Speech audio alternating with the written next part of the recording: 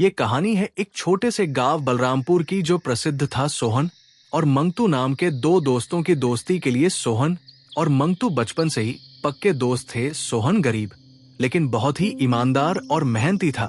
वो गांव में एक छोटे से घर में अपनी पत्नी राधा और एक प्यारी सी बेटी मीना के साथ रहता था।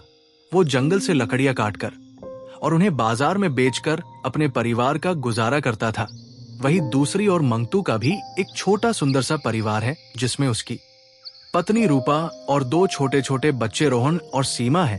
मंगतू शहर में बड़े सेठ के यहाँ नौकरी करके अपने परिवार का पालन पोषण करता था। अजी, आप इतना जल्दी घर कैसे आ गए आज?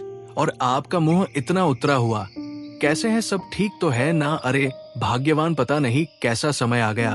आजकल लकड़ियों का एक गट्ठर भी नहीं बिक पाता। जब से ये गैस चूल्हा आया है उसके बाद लकड़ियों को कोई पूछता तक नहीं है। हाँ जी, दिवाली भी आने वाली है और घर में बिल्कुल भी पैसे नहीं है। आप अपने दोस्त मंगतू से काम के लिए क्यों नहीं पूछ लेते? वो तो शहर में काम करते हैं ना, शायद कोई काम मिल जाए। हाँ भाग्यवान, मैं आज मंगत भाई के पास जाकर बात करता हूँ, कोई काम मिल जाए तो अच्छा है। पापा, इस दिवाली पर मुझे बहुत सारे पटाखे और नए कपड़े चाहिए। अरे अरे अरे मेरी प्यारी बच्ची, इस दिवाली पर मैं तुम्हारे लिए बहुत सारे पटाखे और नए कपड़े लेकर आऊंगा। इतना कहकर सोहन मंगतू के घर के लिए निकल पड़ता है। मंगतू भाई, मंगत भाई घर पर हो क्या? अरे सोहन भाई, आओ आओ आओ, आज कैसे हुआ अचानक से आना? मंगतू भाई, क्या तुम्हारे यहाँ काम करने की कोई जगह है? मुझे भी कोई नौकरी मिल जाती तो अच्छा रहता। देख सोहन, मुझे इस बारे में ज्यादा तो पता नहीं है, लेकिन तुम कल मेरे साथ सेठ जी के पास चलना, हम उनसे बात कर सकते हैं। अगर कोई काम होगा तो तुम्हें जरूर रख लेंगे। चलो ठीक है मंगतू भाई, कल सुबह ही चलते हैं, मुझे किसी भी तरह कोई काम चाहिए। इतना कहकर सोहन वहां से घर की तरफ चल पड़ता है।